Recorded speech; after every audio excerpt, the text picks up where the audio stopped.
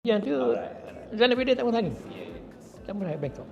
Bila dia nak bagi usul nak latih advisor tu, itu dibuat perjanjian 1910. So bila 1919 tu bila dia masuk tu lepas dia jadi British advisor dia yang mula-mula buat apa ni undang-undang cukai tanah yang menyebabkan Sultan Sleiman beradak dengan orang-orang kampung ni kan. Banyaklah kita kata dalam cerita-cerita tu banyaklah undang-undang tanah yang berdepan dengan apa ni Haji Ibrahim Malimbun sebagainya. So pattern dia sama je dengan Kelantan kan, cuma Kelantan 1915 awal lagi tu Janggut tu beradak dengan British ni kan. Lagipun Pasir Putih tu masa tu bawah Raja Jembar kan. Maksudnya dia macam ada jajahan dia sendiri kan. Dia kita kena tengok apa ni penjajah datang kat kita dia ambil dia nak bodoh semasa. Itu je.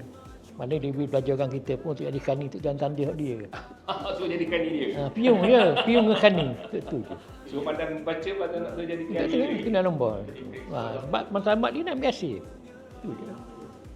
Mana banyak. Kau dengar Azmi apa ni cakap lagi. Adik-adik agama kita tahu okey. A kata macam ni, B kata macam ni, C kata macam ni. Kita pula nak stand kat mana kita tengok mana pada kita pula. Kan dia baik faham pendapat mereka. Itu pendapat itu. Sebab tu dalam sejarah kita menghormati kan pandangan. Dia anggap sebagai kaunselor je. Tak berkahwin dia kata ambil lagi. Itu. Sebab oleh kan tidak puas hati lah. Dah tak ada mana. Dia beri nasihat tak boleh ikut.